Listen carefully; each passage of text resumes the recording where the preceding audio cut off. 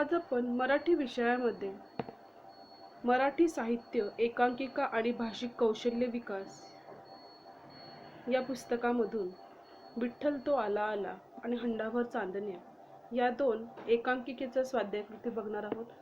मागील भागामध्ये आपण या स्वाध्यायकृतीची सुरुवात केली होती. त्यामध्ये आपण अनेक प्रश्न अभ्यासले. आज आपण टिपा लिहा हा प्रश्न अभ्यासणार आहोत. पहिला टिप आहे पशु डॉक्टर. पु ल देशपांडे लिखित विठ्ठल तो आला आला या एकांकिकेतील प्रतिष्ठित प्रस्थापित असे मध्यमवर्गीय स्वतःला आस्तिक म्हणवणारे पात्र म्हणजे पशु डॉक्टर. कथानकाच्या सुरुवातीस विठ्ठलाच्या आवाजावरून वकिलांच्या प्रश्नाला उत्तर देते ते प्रत्यारोपातून, जसे की वकील, का हो डॉक्टर, तुम्ही काय बोललात? डॉक्टर, मी? तुम्हीच म्हणालात ना नाव काढू नका म्हणून. संदर्भ मराठी एकांकिका पृष्ठ क्रमांक 30 वर आपण यांचा संवाद बघू शकता. अशा प्रकारे या पात्राची कथानकात सुरुवात होते. वकील व डॉक्टर यांच्यातील संवाद कथानकाला पुढे घेऊन जाणारे महत्त्वाचे असून आपण आपल्या व्यवसायाशी निष्ठेने कशा प्रकारे किंवा कशा योग्यतेने न्याय देत आहोत असे या पात्रास वाटते. आता या एकांकिकेत अभिनय करणारा कथानक या दृष्टीने पुलंनी हे पात्र परिणामकारक रंगवले आहे. विठ्ठल जेव्हा माणसं आहेत की जनावरं असा प्रश्न उपस्थित करतो त्यावेळेस वकील डॉक्टरास तुम्ही पुन्हा चोंबडेपणा केलात असं ते त्यांना उत्तरतात. पण तितक्यातच उपहासात्मक भाषांतरे उत्तरे दिली जाते. मला काय जनावर ओळखता येत नाही का? तुम्हाला जनावर कशाला म्हणेल मी? जनावरांचा डॉक्टर आहे मी. जनावरं तुमच्यासारखी देवळात येऊन गाढवपणा करत नाही. इतकेच नव्हे तर वकिलांच्या धमकीला उत्तर देताना तुम्हाला गाढव म्हटल्यानं अब्रू गेली गाढवाची, तुमची नाही, अशा प्रकारची उपरोधित शब्दातून विनोद निर्मिती केली जाते. आंधळा विठ्ठलाचा आवाज ओळखतो, त्यास अंधारात शोधू लागतो. तेव्हा अंध व्यक्तीला अन कुत्र्यांना अंधारात स्वच्छ दिसते किंवा स्वच्छ ते ओळखू शकतात हे डॉक्टर स्पष्ट करतात. ते त्यांचे पेशंट कुत्रे असल्याने, आता ते जनावरांचे डॉक्टर असल्यामुळे ते कुत्र्यांचा पण एक प्रकारची मेंटॅलिटी समजू शकतात. तसेच कुत्र्यांच्या इमानदारपणाचीही ते कबुली देतात. कारण कुत्रे पेशंट म्हणतात, शेठजी तुमचे पेशंट पैसे बुडवत नसतील असा प्रश्न विचारतात. त्यावर माणसे नक्की पैसे बुडवतील पण कुत्रे पैसे बुडवणार नाहीत हा विश्वास डॉक्टर देतात. येथे मानवी प्रवृत्तीतील स्वार्थीपणावर डॉक्टरांच्या उत्तरातून प्रकाश पडतो.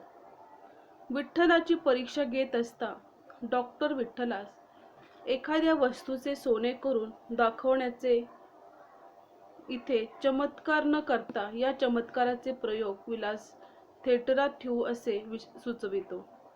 तसेच अशा कार्यक्रमाचे आपण कॉन्ट्रॅक्ट घेऊ, कारण गेल्या महिन्यातच बळीराम नाटक मंडळाच्या खेळास आपण 1,500 रुपये मिळवून दिल्याने सांगतो. मात्र उरलेले पैसे गुरांच्या दवाखान्यासाठी मदत म्हणून खिशात टाकण्याचा भ्रष्टाचार विठ्ठलाने सांगताच गप्प बसण्याऐवजी तुम्हाला कसं काय कळलं असं विठ्ठलास प्रश्न विचारतो. यावरून विठ्ठलाने त्यांना प्रत्युत्तर केलेलं आहे. कारण की तो देव असल्यामुळे त्याला सर्व गोष्टी अंतर्ज्ञानीच माहिती आहे. आपण देव असल्याचे सांगताना उगीचच थापा मारू नका असेही विठ्ठलास डॉक्टर सुचवतो. आणि खरे देव त्यांना नेमून दिलेली जागा सोडून गावभर भटकत नाहीत आणि तुम्हीही वीट सोडून गावभर कशाला हिंडायला निघालात अशी विठ्ठला सुचवतो किंवा सुनावतो. स्वतःला प्रतिष्ठित म्हणून घेणाऱ्या संस्कृतीचे प्रतिनिधित्व करणारे हे जे डॉक्टर पात्र प्रस्थापित वर्गातले असते तरी भ्रष्टाचार केल्यामुळे राहत नाही. असे पात्र भ्रष्टाचार तर आपल्या समाजात करताना दिसतातच. तसेच आपल्या व्यवसायात वरिष्ठांची मर्जी कशा प्रकारे राखावी हेही तो आपल्या डॉक्टर पेशा कसा बसा सांभाळतो आहे. मात्र अशा या व्यवसाय आपण निभाव अजिबात लागणार नाही हे तो स्पष्टपणे सांगून विठ्ठलाने वकिली व्यवसायाकडे प्रयत्न करावे असेही सांगायला विसरत नाही. शिवाय कान्होपात्रा हे जे पात्र आहे कान्होपात्रेचं आपल्या पायावर प्राण सोडल्याने विठ्ठलाने सांगायचं त्यावरही तिचा हार्ट फेल झाला असेल अशी शंकाही त्यांनी व्यक्त करतो. येथे या पात्राची भूमिका संपते. इथं त्या जनावरांच्या डॉक्टरांची कामगिरी किंवा त्यांचं जे काम आहे ते दाखवलेलं आहे. पुढे आहे मास्तरांची भूमिका. तर हे एकांकिकेमधले मास्तर काय म्हणतात ते आपण बघूया. मास्तर एकांकिकेच्या कथानकाला साजेशी अशी ही पात्र रचना असून या व्यक्तिचित्रणाद्वारे एकांकिकेचा तोल सहजतेने सांभाळला जातो. शिक्षकी व्यवसायाची प्रामाणिक राहणारा असा तरी या व्यवसायातील भ्रष्टाचारही दबकतच सांगणारे व मात्र क्वचितच प्रसंगी तत्वज्ञानही सांगू इच्छितात. एकांकिकेच्या सुरुवातीलाच विठ्ठलाची एकामागून एक विधाने येतात आणि या विधानांमुळेच भटजीचा जो राग किंवा रोष मास्तरास सामोरे जावे लागते. विठ्ठल, अरे पण माझ्याकडे कोणी पाहिले का जरा? अहो मी जन्माला घातलं तुम्हाला, असे म्हटल्याने भटजी मास्तरांच्या मुस्कटीत मारतो. वास्तविक पाहता मास्तर काहीच बोललेला नसतो.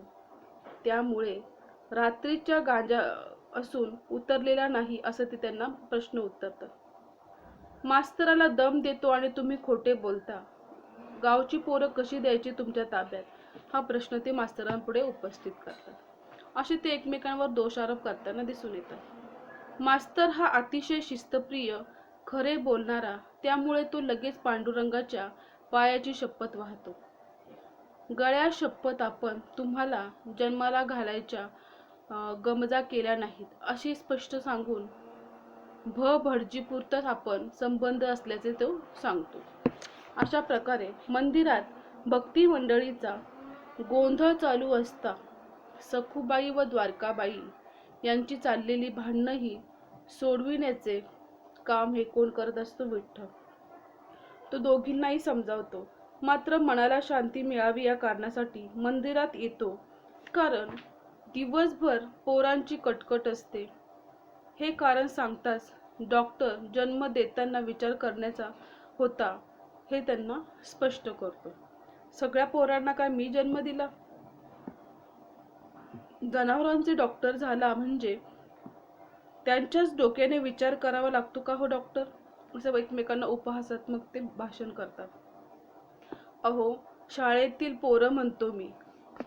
कधी कधी संताप येतो, वाटतं उचलावं काट्यांना. आणि याचा संदर्भ तुम्ही तुमच्या या कादंबरीच्या पुस्तकामध्ये पृष्ठ क्रमांक 33 वर वाचू शकता. सतत आरोप घेऊन येऊ लागल्याने मास्तर तोंडाला उपारणं गुंडाळतो आणि प्रसाद घेतल्याशिवाय घरी जाता येत नाही म्हणून शांत उभा राहतो. विठ्ठलाची देव असल्याची परीक्षा पाहण्यासाठी खिशातून खडू काढून या खडूला सोन्याचे करून दाखवावे अशी विठ्ठलाला सुचवतो. आणि या कारणामुळे शाळेतले खडू तुम्ही खिशातच पळवता असा डॉक्टर मास्तरावर आरोप करताना दिसतो. परंतु विठ्ठल जेव्हा मास्तराला आपली जागा द्यायला तयार होतो व शाळा ताब्यात घेतो म्हणतो, तेव्हा मास्तर आपल्या शिक्षकी व्यवसायातील सत्यस्थिती विठ्ठलाच्या कानावर घालतो. मास्तर शैक्षणिक स्थितीचे स्पष्टीकरण पुढील प्रमाणे करतो. शाळेत आता पूर्वीचे दिवस राहिलेले नाहीत. पोरांना शिक्षण म्हणून छड्या मारता येत नाही. बिड्या आणायला जर त्यांना पाठवलं किंवा धाडलं तर बंडलातल्या 4-5 किंवा 2-4 बिड्या गायब. शिक्षा काही केली तर एक मोर्चात शाळेत आणि दुसरा घरावर येतो. श्रीमंतांची पोरं शिकविण्याच्या धास्तीनं परीक्षेत नापास करता येत नाही, की आपल्याला काही पण अडचण येऊ शकते. आणि गरिबांची पोरंही बहुजन समाजाची, त्यामुळे बोर्डाचे चेअरमनचीच ताकीद की या पोरांना नापास करायचे नाही. बहुजन समाज मतदार असल्याने पोरग पास नाही झालं तर उमेदवार पडलाच म्हणून समजायचं. अशा प्रकारचे सरकार किंवा सरकारी वचक ही शिक्षकावर असतो. याशिवाय शिक्षकांची पात्रता असूनही त्याला परमनंट केले जात नाही, याचेही स्पष्टीकरण मास्तर विठ्ठलास देतो. आपण ट्रेंड असून सूतक बेसिक हँडिकॅपचा डिप्लोमा असूनही परमनंट केले जात नाही. कारण तसं तरी सबब म्हणून चेअरमन साहेब हिंदी सनद व्हा असे सांगतो. खरे कारण वेगळेच आहे, ते म्हणजे पैसे खाणे. पण स्पष्ट बोलता येत नाही, शिवाय उघड बोलले तर नोकरी जाण्याचीही भीती असते. त्यामुळे त्या प्रकारची धूर्तता चालते. या व्यतिरिक्त शिक्षक म्हणून काम करत असता शाळेतील जे पोरं आहे यांचा जाच तर गावातच गुंडांचा जाच असतो. त्यांच्याशिवाय गौतम बुद्धांपासून बोर्डाच्या चेअरमनच्या बापापर्यंत सगळ्यांच्या जयंत्या पुण्यतिथ्या साजऱ्या करायच्या. गौतम बुद्ध आणि पांडाच्या चिरपुट्यांच्या बापांची बरोबरी कशी काय होऊ शकते? चिरपुटे एक नंबरचा गांजेकर तरी सुद्धा याची पुण्यतिथी शिक्षक म्हणून का करायची? पोरांची मिरवणूक काढून गावभर फिरवायची. चिरपुटे जिंदाबाद नारा द्यायचा. याशिवाय जपानी भातशेतीचं कलम फिरवायची. चिरपुटे जिंदाबाद नारा द्यायचा. याशिवाय अशा प्रकारचे ते कलम सुद्धा लावायचे. शिक्षकांच्या माती रस्ता स्वच्छतेचा सप्ताह म्हणूनच शिक्षकांनी हातात झाडू घ्यायचा. वनमहोत्सव म्हटले की शिक्षकांनीच वृक्षारोपण करायचे. हे सर्व काम शिक्षकांनाच करायचे. कारण गुरं ऐकतात पण शाळेतील पोरं ऐकत नाही, हे दुर्दैव मास्तर विठ्ठलाला अशा प्रकारे शिक्षणातल्या सर्व गोष्टी किंवा अडचणी सांगतात. पुढे ते मास्तरांना सांगतात की मंदिरात जेव्हा म्युझिक डायरेक्टर येतात तेव्हा जगन्नाथ त्यांच्याबरोबर असतो आणि त्याला ते मास्तर ओळखतात. कारण दुसरीची फी गोळा करून मास्तरांनीच टेबलावर ठेवलेली घेऊन जग्गू 15 वर्षापूर्वी शाळेतून पळून गेला होता. त्यामुळे निम्मा पगार दंड म्हणून मास्तरांच्या 14 रुपये 8 आणे भरावे लागले होते. आज जग्गू मास्तरांना 20 रुपये देतो व कीप द चेंज, हे माझे मास्तर बरं का. गरीब आदमी हे बेचारा. यावर डायरेक्टर सोमनाथ कॉमिक कॅरेक्टरला फिगर चांगली असल्याने सांगतो. अशा प्रकारे तो मुलगा जो आहे तो खूप वर्षापूर्वी त्यांचे पैसे घेऊन पळालेला असतो आणि 20 वर्षानंतर तब्बल तो त्यांना भेटतो आणि पुढे तोच तो मास्तरांना 20 रुपये देऊन कीप द चेंज म्हणून सांगतो. शेवटी ते जे म्हणतात की कान्होपात्रेमधील जो विठ्ठलाच्या पायावर प्राण सोडलेल्या चौथीच्या धड्यात असल्याचे मास्तर सांगतात. येथे हे व्यक्तिचित्र संपते. तत्कालीन शैक्षणिक स्थितीवर पुलांनी मास्तर या व्यक्तिरेखेद्वारे प्रकाश टाकलेला असून शिक्षण व शिक्षणाव्यतिरिक्त इतरही गोष्टीत कशा प्रकारे भरडला जातो हे त्यांनी स्पष्ट केलेले आहे. की शाळेच्या कामाव्यतिरिक्त सुद्धा त्यांना खूप सारी कामं जशी की वृक्षारोपण किंवा सफाई हे सर्व कामांसाठी शिक्षकांना काम करावे लागते. पुढचं पात्र आहे वकील. पु ल देशपांडे लिखित विठ्ठल तो आला आला या एकांकिकेतील कथानकास पोषक अशा प्रकारचे हे पात्र असून प्रतिष्ठित, शिक्षित तसेच प्रस्थापित असे हे मध्यमवर्गीय व्यक्तिचित्रण असून सामान्य जनांना न्याय देणारे असते. तसेच गावागावामध्ये पंचायत निघाल्यामुळे आपला व्यवसाय कसा धोक्यात आला आहे, तरी गावागावात कशा पद्धतीने याला न्याय दिला जातो हे सहजतेने तो देतो. शिवाय कथानकाच्या ओघात त्यांच्यावर झालेले आरोप तो सहज खोडून टाकतो. आणि पुढे तो म्हणतो की त्यामुळेच वकिलांजवळ आपल्या व्यवसायाशी असलेले इमान प्रमाणात लक्षात तो घेतो. एकांकिकेत वकील व डॉक्टर यांच्यात सहज संवादातून संघर्ष निर्माण होतात व या संवादाच्या प्रवाहीपणाबरोबर कथानक पुढे सरकते. हे पुलंचे लेखन वैशिष्ट्य येथे पाहावयास मिळते. त्या पात्राला साजेशी भाषाशैली वापरल्याने हे व्यक्तिचित्रण प्रभावी ठरते. विठ्ठलाचा आवाज, अरे नाव काढू नका त्याचं, हे ऐकताच डॉक्टरांना उद्देशून का हो डॉक्टर तुम्ही काय बोलताय, या प्रश्नापासून या व्यक्तिचित्राची सुरुवात होते. पुढे विठ्ठलाचा आवाज असे एक जण ऐकताच व वकील साहेबांवर नसेल तर वेळ तुमचा विश्वास, पण सखूबाई का खोटे बोलतील असे भटजी म्हणतो. तेव्हा वकील हा आपल्या व्यवसायात खऱ्याचे खोटे व खोट्याचे खरे करणारा असल्याने भटजी वकिलाच्या व्यवसायावर बोट ठेवत असल्याचे लक्षात येते. आणि पुढे तोंड सांभाळून बोला असा सल्ला वकील भटजींना देतो. आपणास डॉक्टर आणि वकिलात जेव्हा संघर्ष सुरू होतो तेव्हा सार्वजनिक ठिकाणी हा पशु डॉक्टर आपणास गाढव म्हटल्याने आपण यावर अब्रू नुकसानीचे फिर्याद ठोकणार असून त्यावर आपण सर्वांची साक्षी काढणार असल्याची डॉक्टर धमकी देतो. शेठजीही वकिलास लबाडीचा हिशेब तुमच्या धंद्यात जास्त चालतो असे म्हणतात. इथं हे सर्व काही गोष्टी काढण्याची गरज नाहीये काय, असा प्रतिप्रश्न वकील शेठजींना विचारतो. अशा प्रकारे ते विठ्ठलाच्या मंदिरात एकमेकांच्या व्यवसायाबद्दल दोष आरोप करतात आणि एकमेकांना उपहासात्मक रीतीने बोलताना आपल्याला दिसून येतात. आणि पुढे ते म्हणतात की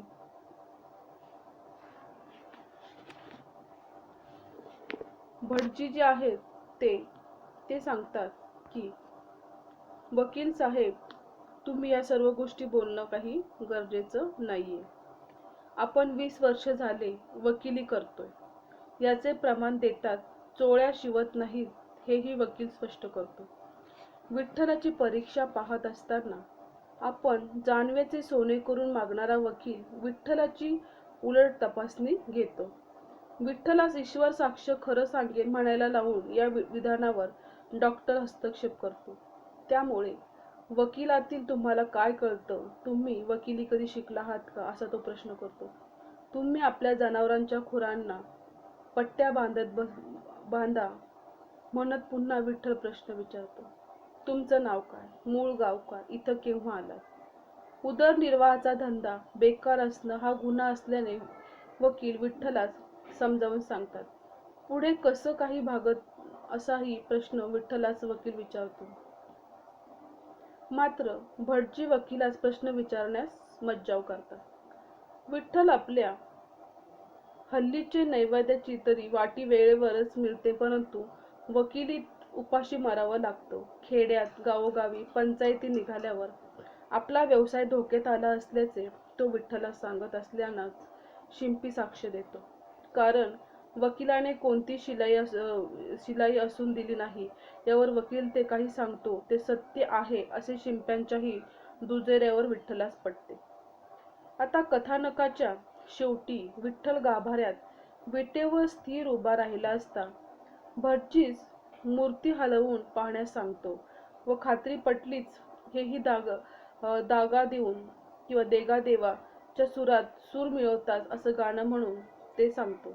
अशा प्रकारे वकिली व्यवसायाची प्रामाणिक, एकनिष्ठ, हजार जबाबी, निर्णय घेण्याची क्षमता तसे न्याय देणारी वृत्ती असली तरी आपण व्यवसाय धोक्यात असल्याची खंतही तो पात्र व्यक्त करत असतो. तर अशा प्रकारे आज आपण वैयक्तिक पात्रामध्ये पशु डॉक्टर, वकील, डॉक्टर, मास्तर या सर्व पात्रांची पात्रपरिचय व त्यांचं जे एकांकिकेतील काम आहे ते आपण बघितलेले आहे.